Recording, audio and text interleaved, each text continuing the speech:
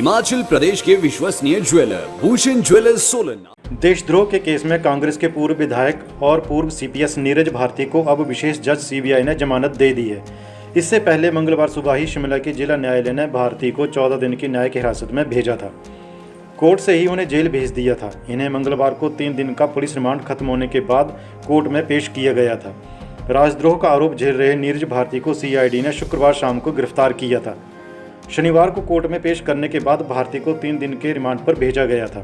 मंगलवार को जिला कोर्ट में एडिशनल सीनियर जज की कोर्ट ने भारती को 14 दिन के लिए जेल भेज दिया। साथ ही मंगलवार को ही 2 बजे नीरज भारती की जमानत अर्जी पर भी सुनवाई होनी तय हुई थी। इस सुनवाई के दौरान दोनों पक्षों को सुनने के बाद स्पेशल जज सीबीआई ने भारती को बेल दे दी है। कोर्ट में देशद्रोह की धाराएं लगाने पर भी सवाल उठे। अधिवक्ता नरेंद्र गुलेरिया ने शिकायत में आरोप लगाया था कि भारती ने सोशल मीडिया में जो संदेश डाले हैं उनके माध्यम से उन्होंने सरकार के खिलाफ घृणा, तिरस्कार, अवमानना का दुष्प्रचार करके देश के नागरिकों में देशद्रोह को फैलाने की कोशिश की है। साथ ही सेना की तैनाती के बारे में आपत्तिजनक टिप्पणियों द्वारा दुष्प्रचार करके आम लोगों व सैनिकों को सरकार के विरुद्ध भड़काने एवं अपनी ड्यूटी न करने के लिए उकसाया है। इसी शिकायत पर सीआईडी ने भराड़ी थाना में भारती के खिलाफ भारतीय दंड संहिता की धारा 124A, 153A, 504 और 505 के अंतर्गत मामला दर्ज किया था। को ज्ञात है कि आज तक तो नीरज भारती का पुलिस रिमांड था, तो सुबह 10 बजे नीरज भारती को वो सीजीएम साहब हैं उनकी अदालत में पेश किया गया, जहां पर जो सीआईडी जो पुलिस ब्रांच है उन्होंने खुद आगे ये कहा कि जी हमें इसकी और कस्टडी की ज़रूरत नहीं है और कोई भी पूछताछ जो है हमने इससे और नहीं करनी है। और इसके बाद हमने एक्चुअली बेल एप्लीकेशन पहले ही लगा रखी थी, क्योंकि उन जज साहब जो हैं सीजीएम साहब, उनके पास इस बेल देने का अख्तियार नहीं था, तो इसलिए हमने सेशन जज जो थे शिमला के उनके पास एप्लीकेशन लगाई हुई थी।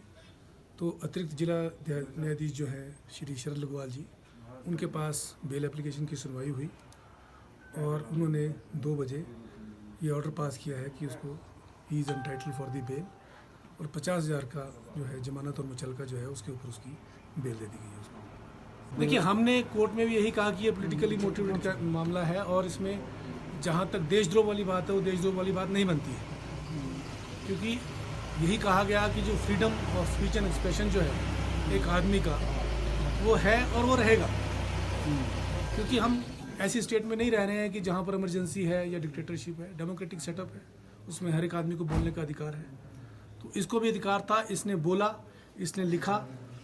अब वो डिबेटेबल क्वेश्चन है कि क्या वो 124A की अंतर्गत आता है कि नहीं आता है।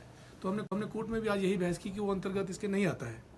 तो कोर्ट ने अपनी फाइंडिंग्स दी हैं। अब कोर्ट की जो अंदर की बातें हैं वो सारी बातें तो नहीं बताई जा सकती, लेकिन कोर्ट ने अल्टीमेटली दोनों पार्टीज़ को सुन के हमारे को जो है उन्हें जमानत जो है दे दी। अब क्यों नीरज भारती को क्यों ले गए सर सीआईडी वाले? क्योंकि वो लेके नहीं गए हैं, क्योंकि कोर्ट ने उनको जुडिशियल रिमांड दिया है। तो judicial remand means the custody of the court, तो उसके लिए उनको कैथू जो है उनको रखा जाएगा जब तक, क्योंकि जमानत हो गई है। हम अपने जो उनके फादर आ गए हैं वो जमानत दे रहे हैं, तो उम्मीद है कि शाम तक वो वहाँ से कैथू से वो रिलीज़ हो जाएंगे। इन्वेस्टिगेशन चलती रहेगी, देखेंगे उसमें चलान पेश कब करते हैं और क्या वो सेक्शंस के साथ चलान पेश करेंगे, वो depends upon the investigation. Himachal Dastak web TV के लिए शिमला से ब्यूरो की रिपोर्ट।